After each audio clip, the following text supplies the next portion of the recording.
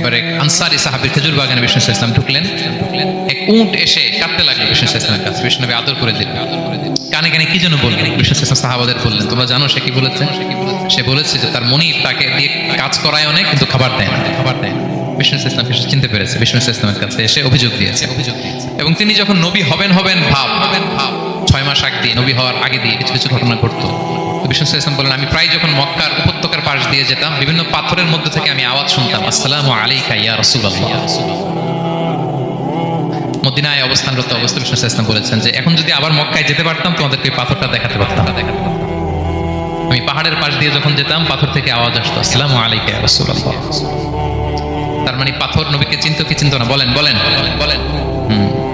তাহলে প্রাণী চিনেছে নবীকে, পাথর চিনেছে, গাছ নবীকে চিনত। মসজিদে নববীতে খেজুরের গাছ দিয়ে পিলার করা হতো।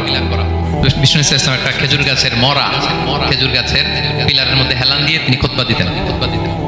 বিষ্ণু নবীর বড় কষ্ট হতো। এক সাহাবী বলেন, ইয়া রাসূলুল্লাহ, আমার একজন কাঠ মিস্ত্রি পরিচিত আছে, আপনি বললে আপনাকে একটা মিম্বার বানায় কি বানাই দিব? মিম্বার চিনেন তো না? কি করে জুমার খুতবা দেয় না বসে? সাহাবী বলে, ইয়া রাসূলুল্লাহ, আমার এক কাঠ মিস্ত্রি আছে, আমি একটা মিম্বার বানাই দিব, আরাম হবে, বসে বসে খুতবা দেব। বিষ্ণু ইসলাম ঠিক আছে, নিয়ে আসো। কিছুদিন পরে ওটা নিয়ে আসা বলে লোকেশন চেঞ্জ হলো। আগে একটা মরা খেজুর গাছের পিলারের মধ্যে হেলান দিয়ে কথা বলতেন, এবার ওই যে মিম্বার সেট করা হয়েছে ওই পাশে, ওখানে বসে বসে এখন তিনি নাসিহাত করেন। একদিন আলোচনা করার সময় হঠাৎ সাহাবারা কান্নার আওয়াজ শুনতে পেল। কিসের আওয়াজ? সহিহ বুখারীর বর্ণনা, কান্নার আওয়াজ শুনতে পেলেন। তাও 10 মাস গর্ভধারিণী উটের কান্নার আওয়াজ। সাহাবারা ভয় পেয়ে গেলেন, কোনো উঠ তো না, এটা তো মসজিদের ভিতরে কান্নার আওয়াজ। বিষ্ণু ইসলাম বুঝতে পারলেন।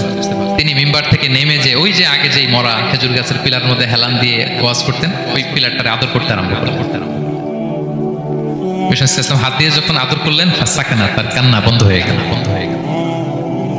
তখন বিষ্ণু ইসলাম বললেন যে তোমরা বুঝতে পারোনি এটা কিসের আওয়াজ? এটা হচ্ছে ওই মরা খেজুর গাছের আওয়াজ। আমার বিরহে, আমাকে যে পায় না, তার গায়ে আমার পিঠ মোবারক লাগিয়ে আমি ওয়াজ করতাম, আমার বিরহে মরা খেজুর গাছ থেকে কান্নার শব্দ এসেছে।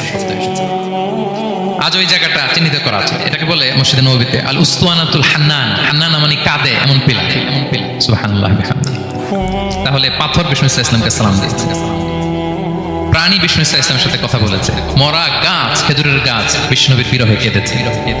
সুবহানাল্লাহ বিহামদিহি। বিষ্ণু ইসলামের ইউনিক ফিচার। বিষ্ণু ইসলাম, আমরা যেমনি মাঝে মাঝে আমাদের লাইফে আপস এন্ড ডাউনস থাকে, ওনার জীবনেও ছিল। একটা সময় ছিল বিষ্ণু ইসলামের এমন এসেছে যে ওনাকে ঘরে শেল্টার দিতেন ওনার স্ত্রী খাদিজাতুল কুবরা তাহেরা রাদিয়াল্লাহু তাআলা আনহা। মেন্টালি সাপোর্ট দিতেন, ফিনান্সিয়ালি সাপোর্ট দিতেন। উনি মারা গেলেন। পলিটিক্যাল সাপোর্ট দিতেন চাচা আবু তালেব, উনিও মারা গেলেন। কই যাবেন না? নেইবারিং সিটি তায়েফে গেলেন দাওয়াত নিয়ে, সেখানেও নির্মম অত্যাচারের শিকার হলেন, প্রত্যাখ্যাত হলেন। ওনার হৃদয়টা ভেঙে খান কষ্টে বেদনায় জর্জরিত হয়ে বিষ্ণু ইসলামের মন বড্ড খারাপ। বিষ্ণু ইসলামের এই ভঙ্গুর মনকে ভালো করে দেবার জন্য, সারপ্রাইজ দেবার জন্য আল্লাহ তাআলা আসমানি মিটিং এর জন্য বিষ্ণু ইসলামকে স্পেশালি ইনভিটেশন পাঠিয়েছেন। কোন নবীকে আল্লাহ এটা পাঠান নাই। কোন নবীকে আল্লাহ তাআলা ঊর্ধ্ব জগতের স্পেশাল ডিভাইন ঐশী মিটিং এর জন্য কোনো ইনভিটেশন পাঠান নাই, বিষ্ণু ইসলামকে পাঠিয়েছেন। সুবহানাল্লাহ পড়েন। মেরাজের ঘটনা আমরা জানি না? আল্লাহ তাআলা সূরাতুল ইসরাতে বলেন, সুবহানাল্লাযী আসরা বিআবদিহি লাইলাম মিনাল মাসজিদিল হারামি ইলাল মাসজিদিল আকসা। মসজিদুল হারাম থেকে আল্লাহ তাআলা বিষ্ণু ইসলামকে মসজিদুল আকসাতে নিয়ে গিয়েছেন। এই ইসরা মেরাজ দুই পার্ট। প্রথমে এটা শুরু হয়েছে মক্কা থেকে, মসজিদুল হারাম থেকে মসজিদুল আকসা পর্যন্ত। মসজিদুল আকসায় উনি একটা স্টেশন দিয়েছেন, তারপর ওখান থেকে ঊর্ধ্ব জগতের কাহিনী শুরু হয়েছে। আল্লাহ তাআলার স্পেশাল কিছু নিদর্শন দেখানোর জন্য, বিষ্ণু ইসলামকে সান্ত্বনা দেওয়ার জন্য, ওনার মন ভালো করে দেওয়ার জন্য আসমানি ইনভিটেশন পাঠিয়েছেন। আল্লাহু আকবার। কোন নবীকে আল্লাহ তাআলা এই মর্তবা দেন নাই, বিষ্ণু ইসলামকে দিয়েছেন। ইউনিক ফিচার, কেউ পাননি এটা। এবং এই যে বললাম তিনি মক্কা থেকে প্যালেস্টাইনে একটা স্টেশন দিয়েছেন, মসজিদুল আকসায় স্টেশন দিয়েছিলেন। তো তিনি বললেন, আমি যখন মসজিদুল আকসায় ঢুকলাম, দেখি সব নবীরা আমার জন্য অপেক্ষা করতেছে। সকল নবীরা, আমার আগে যত নবীরা এসেছিল সব নবীরা অপেক্ষা করতেছে। ফাহানাতিস সালাত, নামাজের ওয়াক্ত হলো। ফাআমামতুহুম, এই সব নবীদেরকে নিয়ে আমি নামাজের ইমামতি করেছি। সব নবীদেরকে নিয়ে বিষ্ণু ইসলাম মসজিদুল আকসা ইমামতি করেছেন। এই সুযোগ আর অন্য কোন নবী পেয়েছে কি? আওয়াজ করে বলেন, পেয়েছে। ইউনিক ফিচার বিষ্ণু ইসলাম। মেরাজে গিয়েছেন, ইউনিক ফিচার। সবাইকে নিয়ে ইমামতি করেছেন, ইউনিক ফিচার। বিষ্ণু ইসলামের আরেকটা ইউনিক ফিচার হচ্ছে উনি ঘুমালে ওনার অজু ভাঙতো না। অজু অবস্থায় ঘুমাইলে আবার যদি নামাজ পড়তে চাই করা যাবে? কি করতে হবে? অজু করতে হবে। কিন্তু বিষ্ণু ইসলাম ঘুমালে অজু ভাঙতো না। বিষ্ণু ইসলাম বলতেন, ইন্না আইনাইয়া তানামান ওয়ালা ইয়ানামু কলবি, আমার চোখ ঘুমায় কিন্তু আমার অন্তর ঘুমায় না। সর্বাবস্থায়, জাগ্রত অবস্থায়, ঘুমন্ত অবস্থায় বিষ্ণু ইসলামের হৃদয় আল্লাহর জিকিরে ব্যস্ত থাকে। ইবনে আব্বাস রাদিয়াল্লাহু তাআলা আনহু তিনি বর্ণনা করেন, তিনি বলেন, আমি একবার আমার খালার বাড়িতে রাতে ঘুমাতে গিয়েছিলাম। ছোট মানুষ তখন ইবনে আব্বাস, রাসূল ইসলাম ওনার খালু, আবার রাসূল ইসলাম কাজিন, চাচাতো ভাই, অনেক সম্পর্ক, বয়সে ছোট। বলেন যে রাতে আমার খালা মাইমুনা, রাসূল ইসলামের একজন স্ত্রী, আমাদের আম্মা জান মাইমুনা বিনতুল হারিসের বাড়িতে আমি ঘুমাতে গেলাম। আমি ফলো করতাম নবী কি করতেন। দেখলাম মাঝরাতে তিনি উঠলেন, উঠে তাহাজ্জুদের নামাজ পড়লেন। কি বললেন? তাহাজ্জুদ বললেন। পরে বিষ্ণু ইসলাম একটু ঘুমালেন, এমন ঘুম হাত্তা সামিআতু গতীতা, ঘুমালে গভীর ঘুমের কারণে শ্বাস প্রশ্বাসের একটা মৃদু শব্দ হয় না বাতাসের। দেখেন কত চমৎকার পর্যবেক্ষণ করতেন তিনি। ইবনে আব্বাস বলেন, হাত্তা সামিআতু গতীতা সাউতি, তার ঘুমের কারণে শ্বাস প্রশ্বাসের যে আওয়াজ, শ্বাস আসতেছে বের হচ্ছে, এটাও আমি কানে শুনতে পেলাম। মানে ভারী ঘুম। তার মানে কি?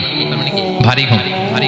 তারপর দেখলাম বেলাল ফজরের আজান দিল, বিষ্ণু ইসলাম ঘুম থেকে উঠে আবার নতুন করে ওযু না করে যে ফজরের নামাজ পড়লেন। কেন? কারণ উনি আমাদের মতো ঘুমালে অজু ভাঙতো না। Uniqueness, unique feature of prophet Muhammad সাল্লাল্লাহু আলাইহি ওয়াসাল্লাম, উনি ঘুমালে অজু ভাঙতো না। বিষ্ণু ইসলামের আরেকটা ইউনিক ফিচার হচ্ছে, তিনি যখন নামাজে দাঁড়াতেন তিনি সামনে যেমনি দেখতে পেতেন, পিছনেও তেমনি দেখতে পেতেন। সুবহানাল্লাহ। আপনি দেখেন পিছনে? হ্যাঁ, আচ্ছা, গাড়িতে বসলে যে ক্যামেরা লাগায় দেখা যায় এখন না? রাসূল সাল্লাল্লাহু আলাইহি ওয়াসাল্লাম সামনে কেবলায় যেরকম দেখতেন পেছনেও দেখতেন। তো তিনি সাহাবাদেরকে প্রায় বলতেন, এই কাতার সোজা করো, কারণ ইন্নী লা আরাকুম ওয়ারা যাহরি, আমি সামনে যেমনি দেখি পেছনেও কিন্তু দেখি। তিনি পিছনেও দেখতেন। আরেক বর্ণনা এসেছে, ইন্নী ইমামুকুম, খবরদার আমি তোমাদের ইমাম, ওয়ালা তাসবিকুনি বিররুকুই ওয়ালা বিসসুজুদ, আমার আগে কেউ রুকু সিজদা করো না। ইমামের আগে রুকু করলে নামাজ হবে? ইমাম সিজদায় যায়নি, আপনি আগে চলে গেছেন, আপনি ইমাম হয়ে গেছেন, হবে নামাজ হবে? রাসূল সাল্লাল্লাহু আলাইহি ওয়াসাল্লাম বলেন, খবরদার আমার আগে রুকু সিজদা করো না, খবরদার করো না, আমি কিন্তু দেখি। ফা ইন্নী আরাকুম মিন আমামি ওয়া মিন খালফি, সামনে যেমনি দেখি পেছনেও দেখি। সুবহানাল্লাহ। এটা ওনার একটা ইউনিকনেস, আল্লাহ তাআলা স্পেশালি বিষ্ণু ইসলামকে এটা দিয়েছেন। এবার বিষ্ণু ইসলামের আরেকটা ফিচার বলি। বিষ্ণু ইসলামের পিঠ মোবারকে দুই কাঁধের মাঝখানে মাহরুন নবুওয়া, দ্য সিল অফ প্রফেসি ছিল, নবুয়তের সিল লাগানো ছিল। আল্লাহু আকবার। এটাকে বলে মাহরুন নবুওয়া, দ্য সিল অফ প্রফেসি, তিনি যে নবী এটার সিল ছিল। তাওরাত এবং ইনজিলে এই কথাটা এসছে যে শেষ নবীকে চিনার একটা মাধ্যম হচ্ছে ওনার পিঠে দুই কাঁধের মাঝখানে দ্য সিল অফ প্রফেসি পাওয়া যায়, নবুয়তের চিহ্ন। আল্লাহু আকবার। এটা অনেক সাহাবারা দেখেছেন এই চিহ্নটা। এটার সাইজ কতটুকু? কান্নাহু বাইদাতু হামাম, কবুতরের ডিমের যে সাইজ ওই সাইজ। কবুতরের ডিম যেরকম ছোট হয় ওই সাইজের। আচ্ছা, অন্য হাদিসে এসেছে জিররিল হাজালা, এরকম ছোট ডিমের সাইজ। অনেক সাহাবারা এটা দেখেছেন। সালমান আল ফারিসি রাদিয়াল্লাহু তাআলা আনহু, উনি মুসলিমই হয়েছেন এই দৃশ্য দেখে। সালমান আল ফারিসি রাদিয়াল্লাহু আনহু, উনি আরব মানুষ ছিলেন না, নন আরব ছিলেন, পার্সিয়ান, ফার্সিতে কথা বলতেন, মানে ইরান থেকে এসেছেন। উনি প্রথমে অগ্নি উপাসক ছিলেন। কি ছিলেন?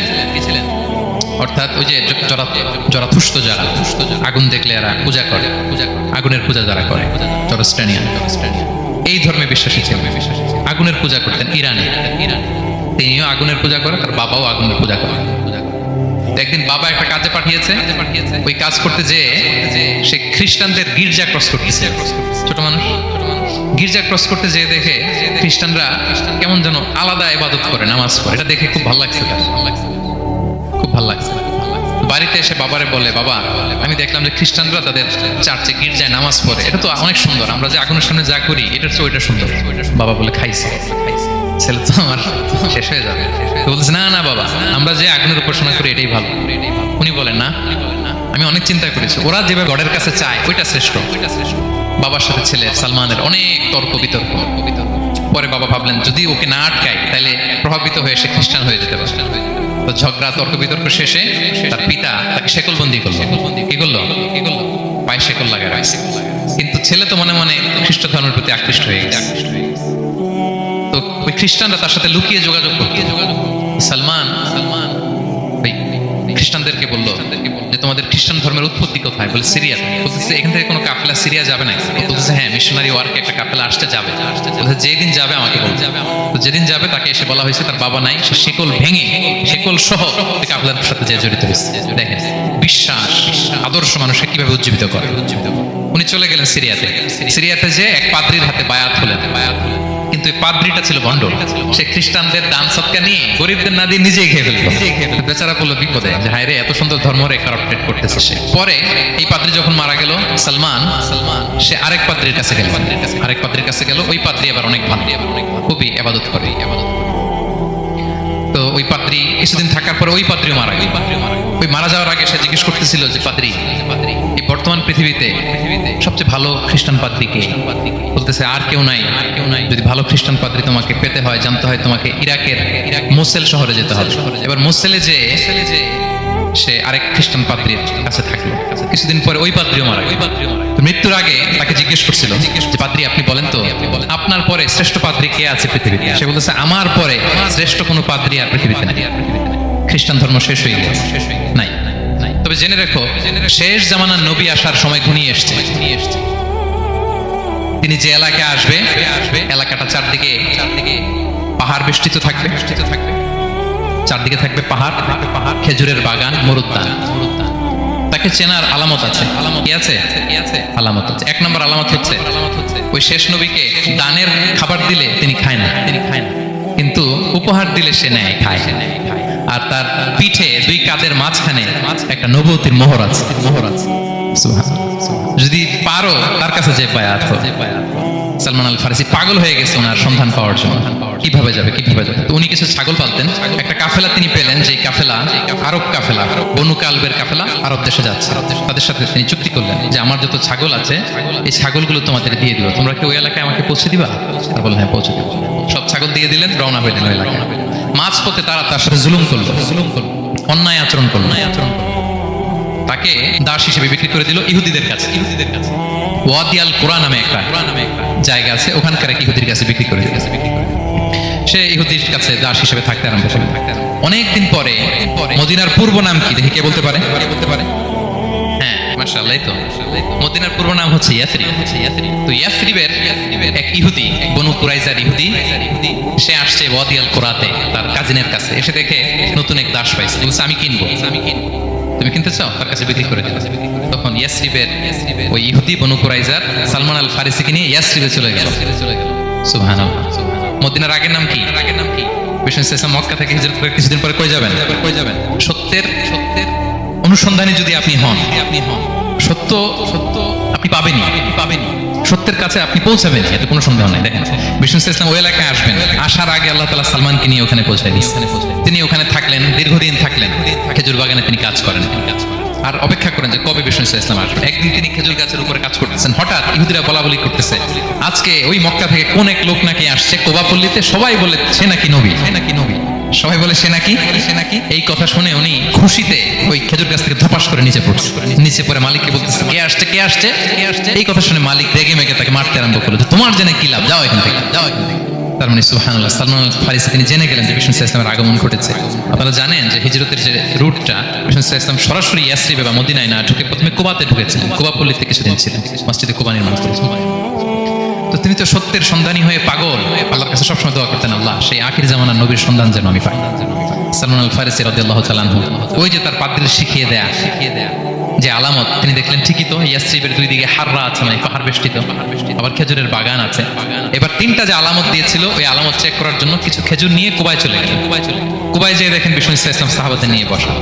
তো তিনি বিষ্ণু ইসলামের সাথে পরিচিত হয়ে বললেন এই যে কিছু সাদাকার খেজুর আমি আপনার জন্য এনেছি, নেন। বিষ্ণু ইসলাম বললেন ওই যে ওদেরকে দাও, ওই যে গরিব সাহাবারা ওদেরকে দাও। বিষ্ণু ইসলাম খেলেন। সে মনে মনে বলতেছে এই তো একটা পেয়ে গেছে। উনি কিন্তু খায় নাই, ধরেও নাই, বলতেছে যে ওদেরকে দাও। দিল, সাহাবারা খেলেন। এরপর বিষ্ণু ইসলাম কুবা থেকে মদিনায় চলে গেলেন। তখন মদিনার নাম হয়নি, ইয়াসরিবে গেলেন। এবার কিছুদিন পরে আরো কিছু খেজুর নিয়ে সালমান রাদিয়াল্লাহু তাআলা আনহু বিষ্ণু ইসলামের কাছে গেলেন। এবার যে বললেন কিছু খেজুর আমি উপহার হিসেবে আপনার জন্য এনেছি, আপনি গ্রহণ করবেন? বিষ্ণু ইসলাম বললেন অবশ্যই গ্রহণ করবো। বলেই তিনি একটা নিয়ে খেতে শুরু করলেন। খেলেন এবং বিতরণ করলেন। এবার তো সালমান মহা খুশি, এই তো পেয়ে গেছে দুইটা। সাদাকার খেজুর বলেছি ধরেও নাই, খায় নাই। যখনই বললাম উপহার খেয়েছে, এবার বাকি রইল কয়টা? সেটা কি? নবুয়তের সিল মোহর, দ্য সিল অফ প্রফেসি। এটা তো দেখা এত সহজ না। যদি এদিকে থাকে, জামা পরে থাকলে দেখা যাবে? তো এটার জন্য প্রায় যায়, কিন্তু ব্যাটে বলে হয় না। ট্রাই করে কিন্তু দেখা যায় না। একদিন তিনি গেলেন, এবং এটার জন্য তো পিছে পিছে থাকতে হবে, কি বলেন? কথা নেই বার্তা নেই, হুট করে পিছু পিছু ঘোরা যায় নাকি কারো? একদিন একটা উপলক্ষ তৈরি হলো, সেটা কি? বিষ্ণু ইসলাম এক সাহাবী মারা গেলেন বাকি উল গারকাদে, মানে যেটাকে আমরা জান্নাতুল বাকি বলি, ওই কবরস্থানে ওই লাশ নিয়ে যাচ্ছে, সবার সাথে সাথে বিষ্ণু ইসলামও যাচ্ছে। তো এখন তো একটা সুযোগ, পিছনে পিছনে যাওয়া যায়, কি বলেন? এইবার সালমান এসে পিছু ছাড়ে না, নবীজি পিছনে পিছনে যায়, কিন্তু স্বাভাবিক যাওয়া না।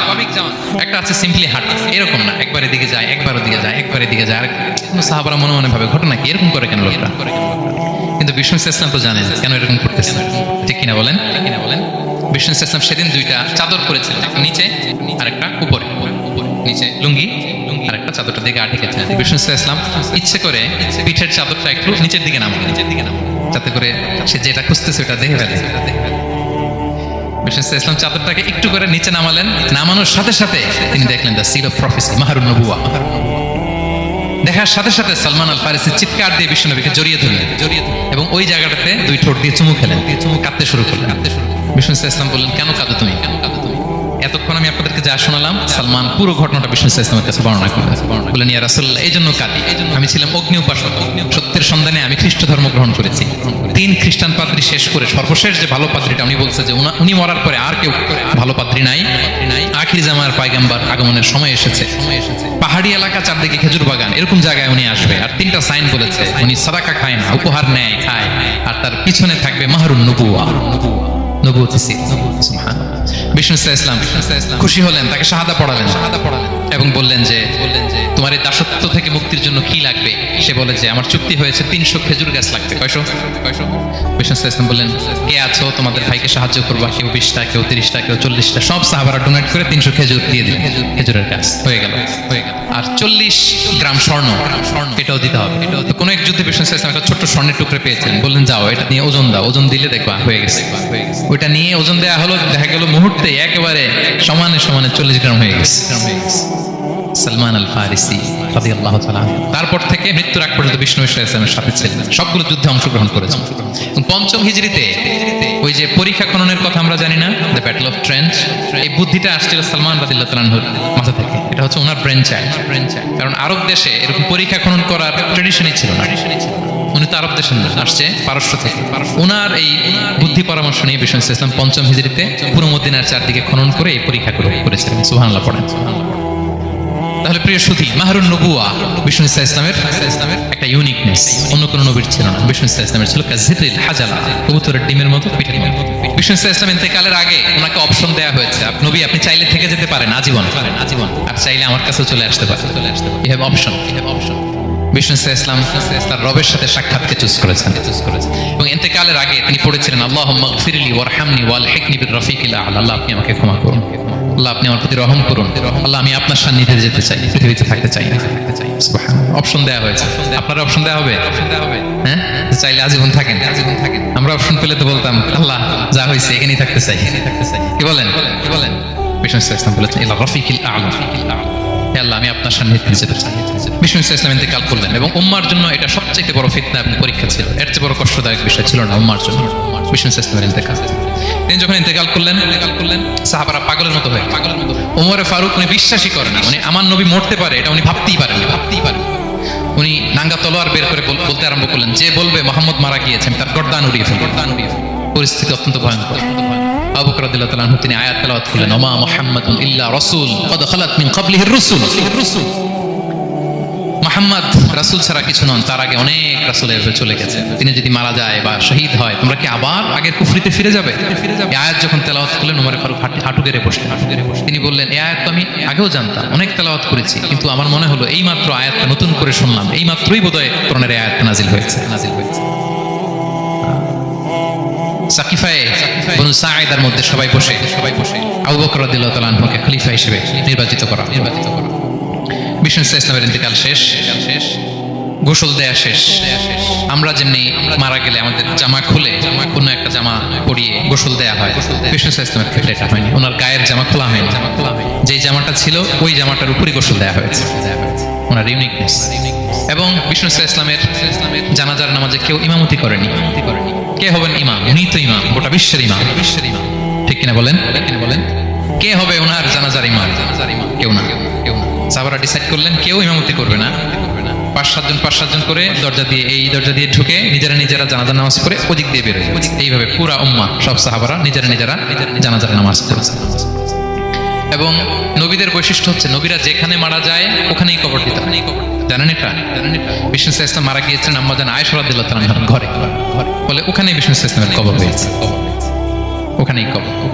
এবং ওই কবর দেওয়ার পরেই, ওই কবর দেওয়া ঘরের ভিতরে আম্মা জান আয়েশা আয়েশা রাদিয়াল্লাহু তাআলা যতদিন বেঁচে ছিলেন ওখানেই ছিলেন, কবরের পাশে। এরপরে বাবা মারা গেলেন আবু বকর, বিষ্ণু ইসলামের পাশে কবর দেয়া, বাবা আর স্বামীর পাশেই থাকেন। এরপর ওমরে ফারুক মারা গেলেন, ওনারও কবর দেয়া হয়। কিন্তু এখন তো আর বাবা আর স্বামীর সাথে পর্দা নেই, ওমরে ফারুকের সাথে তো পর্দা আছে। তো তখন তিনি ঘরটা হয়ে গেছে ছোট, 3টা কবরে অনেক জায়গা স্পেস নিয়ে গেছে। এখন অল্প একটু জায়গা পর্দা টাঙাই দিলেন ওমরে ফারুকের সাথে পর্দা হিসেবে, ছোট্ট একটা জায়গায় যতদিন বেঁচে ছিলেন ওখানটাতেই ছিলেন। ওমরে ফারুক যখন আমিরুল মুমিনিন খলিফা, তখন ছেলে আব্দুল্লাহকে পাঠিয়েছিলেন যে যাও একটা অনুমতি আগে থেকে নিয়ে রাখো আম্মা জান আয়েশার কাছ থেকে, যেহেতু ঘরটা ওনাকে বলে রাখো যে আমি মারা গেলে যেন আমার দুই বন্ধু মুহাম্মদ সাল্লাল্লাহু আলাইহি ওয়াসাল্লাম এবং আবু বকরের পাশে যেন কবর দেয়া হয়। আব্দুল্লাহ এসে বলল আব্বা জান তো এই পয়গাম পাঠিয়েছেন। আয়েশা রাদিয়াল্লাহু তাআলা বললেন আমার খুব ইচ্ছা ছিল আমি আমার স্বামী এবং বাবার পাশে শুব, কিন্তু আমিরুল মুমিনিন যখন চেয়েছেন এটাকে আমি ফিরিয়ে দিতে পারি না। ঠিক আছে যাও তোমার আব্বাকে বলো তোমার আব্বাই শুবেন ওই জায়গায়। আচ্ছা, তো ওমরে ফারুক আপনারা জানেন অ্যাসাসিনেশন ইন্তেকাল করেছেন, আত্মাইর আঘাতে, ছুরিকাঘাত করা হয়েছে কয়েকবার, স্টেবিং। এত জখম হয়েছে দুধ দিলে ওই জায়গাতে দুধ বের হয়ে যায় না, বীজ পানি দিলে বের হয়ে যায়। তো সবাই বলল আমিরুল মুমিনিন আপনি এবার ওসিয়ত করেন, কে হবে আপনার পরে লিডারশিপ, কে নিবে? মুসলিম উম্মাত অনেক বড় হয়ে গেছে। তখন তিনি ওসিয়ত করলেন এবং ছেলেকে আব্দুল্লাহকে আবার বললেন যে আব্দুল্লাহ আবার যাও, যে আম্মা জানের থেকে অনুমতি নাও। অনুমতি নিলাম আর অনেক আগে, তুমি তো বলছে আপনি মারা গেলে ওখানেই শোবেন। বলতেছে না তখন আমি আমিরুল মুমিনিন ছিলাম, এখন তো কিছুক্ষণ পরেই মারা যাবে, এমন হতে পারে আমার ভয়ে বা লজ্জায় তখন অনুমতি দিচ্ছে, এখন আর দিবেন, আবার যাও। আবার গেল, আয়েশা রাদিয়াল্লাহু তাআলা আনহা বললেন না এখন আমি আগের কথার উপরে আছি, তোমার আব্বাই সেখানে শোবে। সুবহানাল্লাহ। ওমরে ফারুক ওখানে শুলেন, তখন তিনি পর্দা আরম্ভ করলেন, আম্মা জান আয়েশা। তাহলে রাসূল সাল্লাল্লাহু আলাইহি ওয়াসাল্লামের কবরটা হচ্ছে আম্মা জান আয়েশা রাদিয়াল্লাহু তাআলা আনহার ঘরের ভেতরেই। আপনারা মসজিদে নববী যারা ভিজিট করেছেন তারা জানেন যে আপনারা যখন কিবলামুখী হয়ে নামাজ পড়েন বাম দিকে বিষ্ণু সাল্লাল্লাহু আলাইহি ওয়াসাল্লামের কবর, সেখানে রাসূল সাল্লাল্লাহু আলাইহি ওয়াসাল্লামের পাশে আবু বকর এবং ওমরে ফারুক রাদিয়াল্লাহু তাআলা আনহুমা শুয়ে আছেন। রাসূল সাল্লাল্লাহু আলাইহি ওয়াসাল্লামের কবর থেকে মিম্বার পর্যন্ত এই পুরো জায়গাটা রাউদাতুম মিন রিয়াদিল জান্নাহ, দুনিয়ার বুকে জান্নাতের একটা টুকরা। এবং আম্মা জান আয়েশা বলতেন যে আমাকে আল্লাহ এমন কিছু দিয়েছেন যেটা অন্য নারীকে দেননি। কি? এক নাম্বার, আমি হচ্ছে একমাত্র বিষ্ণু সাল্লাল্লাহু আলাইহি ওয়াসাল্লামের কুমারী স্ত্রী। আয়েশা রাদিয়াল্লাহু তাআলা আনহা ছাড়া আর যত স্ত্রী ছিলেন সবাই ছিলেন বিধবা, তিনি একমাত্র কুমারী স্ত্রী। তিনি এবং রাসূল সাল্লাল্লাহু আলাইহি ওয়াসাল্লাম যখন শীতের রাতে একই কম্বলের নিচে রাত্রি যাপন করতেন তখনও কোরআনের আয়াত নাজিল হতো। আম্মা জান আয়েশা বলেন আমার চরিত্রের উপর কালিমা লেপন করতে চেয়েছিল মদিনার মুনাফিকেরা, আমার পবিত্রতা বর্ণনা করে সূরা আহজাবে আল্লাহ তাআলা কোরআনের আয়াত নাজিল করেছেন। আমার ঘরের মধ্যে বিষ্ণু সাল্লাল্লাহু আলাইহি ওয়াসাল্লামের কবর এবং আমার কোলে মাথা রেখে বিষ্ণু সাল্লাল্লাহু আলাইহি ওয়াসাল্লাম শেষ নিঃশ্বাস ত্যাগ করেছেন। অন্য কোন নারীকে, কোন স্ত্রীকে আল্লাহ তাআলা এই সৌভাগ্য দেন। আল্লাহু আকবার। তার বিষ্ণু সাল্লাল্লাহু আলাইহি ওয়াসাল্লামের একটা ইউনিকনেস হচ্ছে কেউ ওনার জানাজার নামাজের ইমামতি করেন নাই, কেউ করেনি, আলাদা আলাদা ভাবে লোকটা নামাজ পড়ছে। উনি ওনার কবরে এখনো জীবিত অবস্থায় আছেন, হায়াতুন নবী। তবে আমরা এখন যেরকম জীবিত এরকম নয়, এরকম বারজাকি জগতের জীবিত। তিনি ইন্তেকাল করেছেন, মৃত্যুবরণ করেছেন, নিঃসন্দেহে তিনি বারজাকি জগতে চলে গিয়েছেন, কিন্তু সেই জগতে তিনি জীবিত। আমরা যখন নবী সাল্লাল্লাহু আলাইহি ওয়াসাল্লামকে সালাম দেই, দুরূদ পাঠ করি, বিষ্ণু সাল্লাল্লাহু আলাইহি ওয়াসাল্লাম কবর থেকে ওই সালামের উত্তর দেন। আল্লাহ তাআলা ওনার রূহটাকে ফিরিয়ে দেন, উত্তর দেন। সাহাবারা বললেন ইয়া রাসূলুল্লাহ কিভাবে আপনি উত্তর দেন, আপনার দেহ মাটি খেয়ে ফেলবে না? রাসূল সাল্লাল্লাহু আলাইহি ওয়াসাল্লাম বললেন ইন্নাল্লাহা তাবারাকা ওয়া তাআলা হারামা আলাল আরদি আজসাদাল আম্বিয়া, আল্লাহ তাআলা নবীদের দেহকে নষ্ট করা মাটির জন্য হারাম করে দিয়েছেন। কোন মাটি কোন নবীর দেহকে টাচ করতে পারে না, নষ্ট করতে পারে না। নবীরা কবরে জীবিত, সেখানে সালাত আদায় করে, তাদেরকে স্পেশাল রিজিক দেয়া হয়। এটাকেই বলা হয় হায়াতুন নবী, তিনি বারজাকি জগতে জীবিত। এবার কিয়ামতে বিষ্ণু সাল্লাল্লাহু আলাইহি ওয়াসাল্লামের কি ফিচার থাকবে, কি কিয়ামতে শুনে শেষ করি। বিষ্ণু সাল্লাল্লাহু আলাইহি ওয়াসাল্লাম বলেন আনা আউয়ালু মান ইয়ানশাক্কু আনহুল কবর, কিয়ামতের দিন ময়দানে মাহশারে, হাশরের ময়দানে সর্বপ্রথম আমি কবর খুলে উপরে উঠে দাঁড়াবো। কে উঠে দাঁড়াবে? বিষ্ণু ইসলাম সর্বপ্রথম কবর করে উনি উঠে দাঁড়াবেন। এবং হাসরের ময়দানে উনি কোথায় দাঁড়াবেন? ওনার জন্য একটা স্পেশাল জায়গা থাকবে। জায়গাটার নাম হচ্ছে মাকামে মাহমুদ। জায়গাটার নাম কি? মাকামে মাহমুদ। ওইখানে বিষ্ণু ইসলাম মাকামে মাহমুদে দাঁড়াবেন। আল্লাহ তাআলা বলেন ওমিনাল লাইলি ফাতাহাজ্জাদ বিহি নাফিলাতাল লাক আসা আইয়াবাসাকা রাব্বুকা মাকামান মাহমুদা। ওখানে বিষ্ণু ইসলাম দাঁড়াবেন। এবং বিষ্ণু ইসলাম বলেন আজান শোনার পরে কেউ যদি এই দোয়াটা পড়ে আল্লাহুম্মা রাব্বা হাযিহি দাওয়াতিত তাম্মা ওয়াস সালাতিল কাইমা আতি মুহাম্মাদানিল ওয়াসিলাতা ওয়াল ফাদিলা ওয়া বা'আথ মাকামান মাহমুদা আল্লাযী ওয়া'আদতা। এই দোয়াটা যে পড়ে আজান শোনার পরে বিষ্ণু ইসলাম বলেন হাল্লাত লাহু শাফাআতি ইয়াউমাল কিয়ামা। কিয়ামতের দিন তার জন্য সুপারিশ করা আমি নবীর জন্য ওয়াজিব হয়ে যায়। যারা পড়েন না পড়বেন মাকামে মাহমুদে তিনি সেজদায় লুটিয়ে থাকবেন এবং সেদিন তিনি সুপারিশ করবেন। সাহিবুশ শাফাআহ, তিনি সুপারিশ করবেন। অন্য কোন নবী সুপারিশের সাহস করবে? স্পর্ধাও দেখা। আদম আলাইহিস সালাম, নূহ আলাইহিস সালাম, ইব্রাহিম আলাইহিস সালাম সবাই একজন আরেকজনকে রেফার করে, একজন আরেকজনকে রেফার করে। আমি পারবো না, উনি উনি উনি উনি বলতে বলতে বিষ্ণু ইসলামের কাছে যাবে। মানুষগুলো হয়রান হয়ে যাবে, ক্লান্ত শ্রান্ত ঘর্মাক্ত পিপাসার্থ মানুষ। 50,000 বছর হবে সেই দিনটা, কিয়ামতের দিন। মানুষগুলো পেরেশান, যেই নবীর কাছে যায় বলে পারবো না, উনি উনি শেষ পর্যন্ত এটা যে বিষ্ণু ইসলামের কাছে ঠেকবে। বিষ্ণু ইসলাম কোথায় থাকবেন যেন? জায়গাটার নাম মাকামে মাহমুদে সেজদা অবস্থায় থাকে। সেজদা অবস্থায় থাকে। সব নবীরা বলবে নাফসি নাফসি, আল্লাহ তুমি আমারে বাঁচাও, আল্লাহ আমারে বাঁচাও, আল্লাহ আমারে বাঁচাও। কিন্তু বিষ্ণু ইসলাম সেই মাকামে মাহমুদের সেজদায় লুটিয়ে কাঁদতে থাকবেন আর বলবেন উম্মতি উম্মতি উম্মতি উম্মতি, হে আল্লাহ আমার গুনাহগার উম্মতকে বাঁচাও, আল্লাহ আমার গুনাহগার উম্মতকে তুমি বাঁচাও। কাঁদতে থাকবেন বিষ্ণু ইসলাম ওই জায়গায়। তখন আল্লাহ তাআলা বলবেন ইয়া মুহাম্মদ ইরফা রাসাক, হে মুহাম্মদ মাথা তোলো। কুল তুসমা, আজকে তুমি যা বলবে তাই শোনা হবে। সাল তু'তা, যা চাবে তাই দেয়া হবে। ওয়াশফা তুশাফা, যার জন্য সুপারিশ করা হবে, যার জন্য সুপারিশ তুমি করবে তার জন্যই সুপারিশ কবুল করা হবে। বিষ্ণু ইসলাম তখন সুপারিশ করবেন, শুরু করবেন, স্টার্টিং। বিষ্ণু ইসলামের সুপারিশ আমরা চাই কি চাই না? বলেন বলেন। আল্লাহ তাআলা আমাদেরকে বিষ্ণু ইসলামের সুপারিশ লাভে ধন্য করুক, আমরা পড়ি আমিন আমিন। বিষ্ণু ইসলাম স্টার্ট করবেন সুপারিশ করা এবং হাউজে কাউসারের পানি বিতরণ শুরু করবেন। হাউজে কাউসারের নাম শুনেছেন? ইন্না আ'তাইনা কাল কাউসার। এই নবী আমি আপনাকে কাউসার দিয়েছি। কাউসারের একটা ব্যাখ্যা হচ্ছে প্রভুত্ব কল্যাণ, আর একটা ব্যাখ্যা হচ্ছে এই কিয়ামতের দিন হাউজে কাউসার দেওয়া হবে বিষ্ণু ইসলাম। এটা কত বড়? বিষ্ণু ইসলাম বলেন হাউদি মাসিরাতু শাহর, 1 মাসের দূরত্ব। এত বড় চৌবাচ্চা হবে হাউজে কাউসারের চৌবাচ্চাটা। বিষ্ণু ইসলাম বলেন এই মাথা থেকে ওই মাথায় পৌঁছতে 1 মাস লাগবে। 1 মাস লাগবে। 6 মাস। তার মানে সাইজে খুবই ছোট, তাই না? ছোট, আওয়াজ করে বলুন, ছোট না বড়? বিশাল বিশাল বিশাল বিশাল বিশাল। হাউজে কাউসারের পানিটা কেমন হবে? মা আবিয়াদু মিনাল লাবান, দুধের চেয়েও সাদা, মধুর চেয়েও মিষ্টি, বরফের চেয়েও ঠান্ডা। আতিয়াবু মিনাল মিসকি, মিসকের চেয়েও সুগন্ধ সম্পন্ন।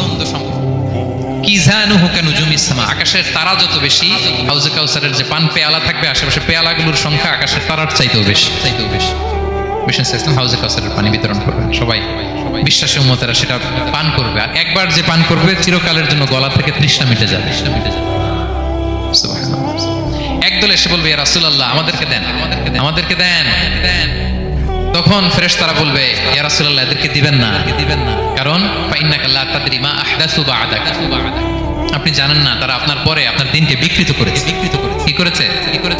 আপনি যে দিন ইসলাম রেখে গিয়েছেন ওইটা পালন না করে নিজের মন মতো অনেক কিছু ঢুকাইছে, লাফালাফি নাচানাচি, এরকম আছে না নাই?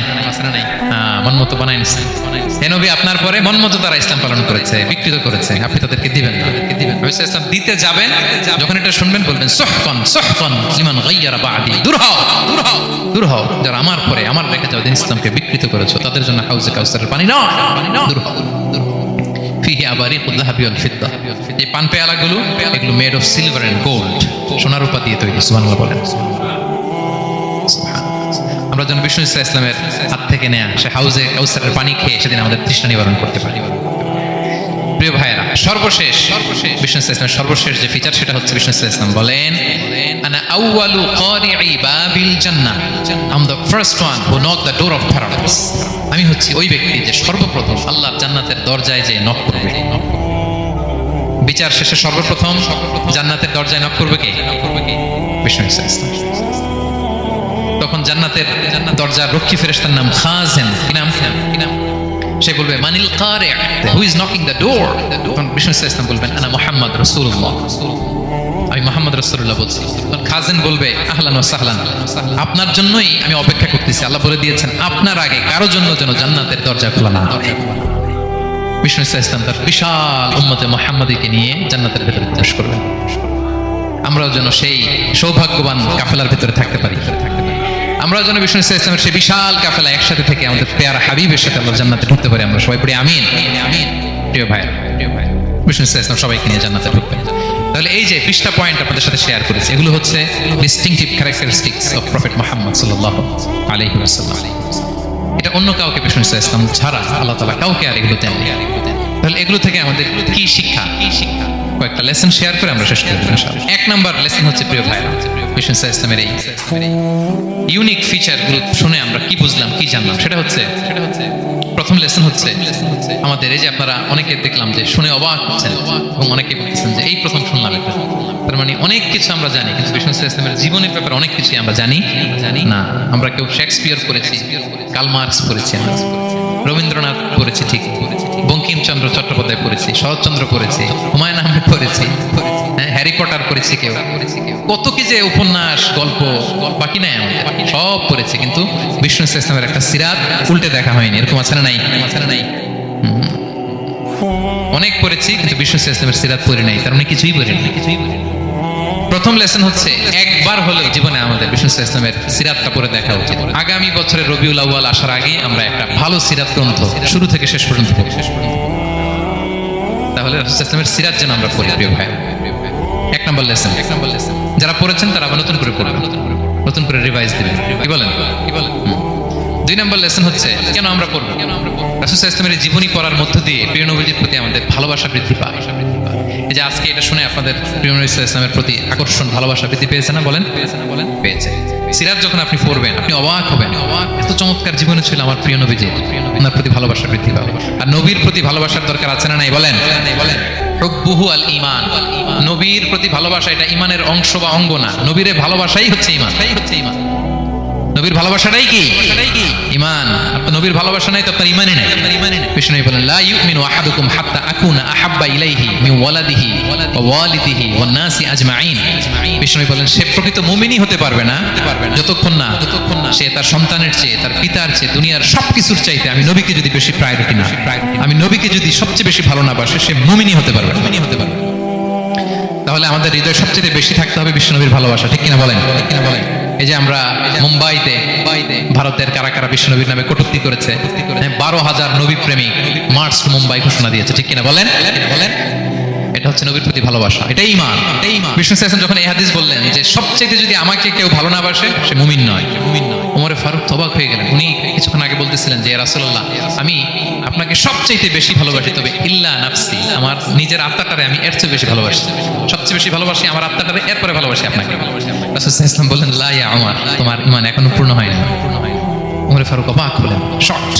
তিনি বললেন এতে যদি আমার ঈমানই পূর্ণ না হয়, যার কারণে আমি আখিরাত চিনলাম, জান্নাত চিনলাম, আল্লাহর পরিচয় পেলাম, তিনি তো আমার কাছে সবচেয়ে বেশি প্রিয়। মুহূর্তেই তিনি দ্ব্যর্থহীন কণ্ঠে ঘোষণা করলেন যে ইয়া রাসূলুল্লাহ ঠিক এই মুহূর্ত থেকে দুনিয়ার সবকিছু, এমনকি আমার নিজের জানের চাইতেও, আত্মার চাইতেও আমি আপনাকে বেশি ভালোবাসি। বিষ্ণু বললেন সেই বুখারীর বর্ণনা, আল আন ইয়া উমর, উমর এখন কামুলা ঈমান, এই মাত্র তোমার ঈমানটা পরিপূর্ণ হয়েছে। তাহলে আপনি যদি সিরাত পড়েন আপনার ঈমান পূর্ণ হবে, ঈমানের পূর্ণতা প্রাপ্তি হবে। 3 নম্বর লেসন হচ্ছে সিরাত পড়লে যে লাভ। রাসূল সাল্লাল্লাহু আলাইহি ওয়াসাল্লামের জীবনে অনেক আপস এন্ড ডাউনস ছিল, বিপদ ছিল, চড়াই উতরাই পেরিয়ে তিনি শেষ পর্যন্ত গিয়েছেন। এই বিপদগুলো আপনার জীবনেও আসে, সেক্ষেত্রে আপনি কানেক্ট করতে পারবেন। যেমন আপনার জীবনে আপনি অসুস্থ হন না মাঝে মাঝে, নবীও অসুস্থ হতেন, তো আপনি জানতে পারবেন যে উনি অসুস্থ হলে কি করতেন। আপনার জীবনে যেমনি বিপদ আসে, রাসূল সাল্লাল্লাহু আলাইহি ওয়াসাল্লামের জীবনে তো বিপদ এসেছে। তাহলে বিপদগ্রস্ত হলে কি করতে হবে এটা আপনি জানতে পারবেন। যারা বিবাহিত মাঝে মাঝে স্ত্রীর সাথে মনোমালিন্য হয় না? কথা কন না কেন? হয়। রাসূল সাল্লাল্লাহু আলাইহি ওয়াসাল্লাম হতো মানবীয় কারণে স্ত্রীদের সাথে মনোমালিন্য হতো। ওই পরিস্থিতিতে রাসূল সাল্লাল্লাহু আলাইহি ওয়াসাল্লাম কিভাবে ডিল করতেন, সমাধান পাবেন, সলিউশন পাবেন, সান্ত্বনা পাবেন। তাহলে জীবনের পরতে পরতে আপনি রাসূল সাল্লাল্লাহু আলাইহি ওয়াসাল্লামের সিরাত থেকে সমাধান খুঁজে পাবেন, সান্ত্বনা পাবেন যদি সিরাত পড়েন। 4 নাম্বার, সিরাত অধ্যয়নের মাধ্যমে তাকে ফলো করার অনুপ্রেরণা পাওয়া যায়। আমরা ফলো করব কাকে? মুহাম্মদ সাল্লাল্লাহু, আমরা হচ্ছে তার ফলোয়ার, মুহাম্মদ সাল্লাল্লাহু আলাইহি ওয়াসাল্লামের ফলোয়ার, ঠিক কিনা বলেন? এবং আল্লাহর ভালোবাসা যদি আমরা পেতে চাই, আল্লাহ বলেন ফাত্তাবিউনি ইউহিব্বুকুমুল্লাহ।